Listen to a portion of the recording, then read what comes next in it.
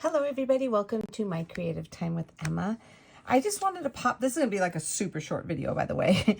I just wanted to pop on here just to kind of give you a quick little tip on the best way to use this new set that you all picked up from our last release, which is the gift card sentiments, stamps, and dies. Okay, so I just wanted to show you something really quick because now these are all a tight fit, just so you'll know. So let me, and I'm pretty sure for those of you who have played with those already saw that. So I'm going to show you the best way for you to actually stamp those and cut them so you won't be stressing out.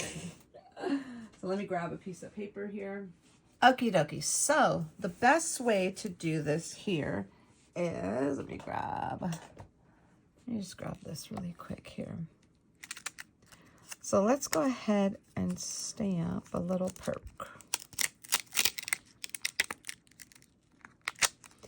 Okie dokie. So the best way to actually use these is to stamp your sentiment first.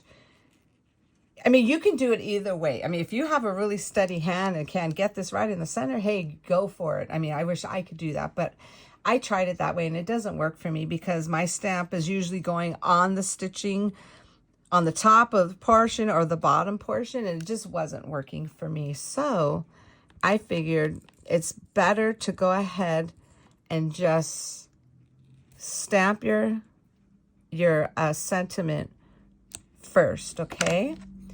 And then go ahead and let me go ahead and dry this really quick. Hold on. Okay, I just dried it because this ink comes out wet.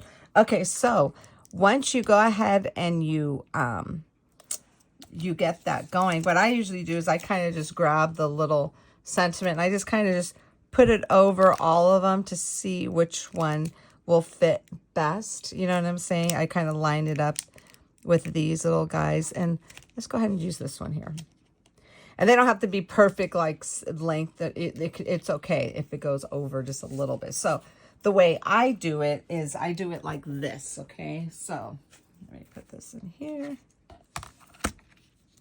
I go ahead and I just put it like so. And of course you could use a shorter one, of course. You know what I'm saying? Well, let's use a shorter one. Better, actually. I think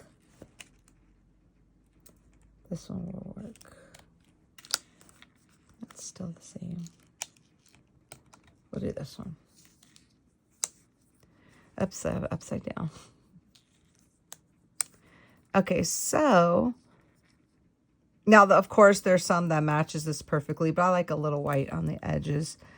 So now what you do is just go ahead and just put it over there. See how you could perfectly see it just like so. And I always do this. You could ignore this, but this is what I always do. I just get a Post-it note and I just put it on top, only because since I just stamped it, that the stamping always gets on my plate all the time. Okay, it never fails. So that's why I kind of like I dry it up a little bit, the ink, but I still put that Post-it on there.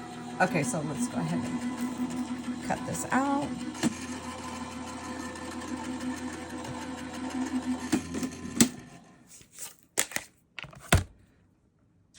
Okie.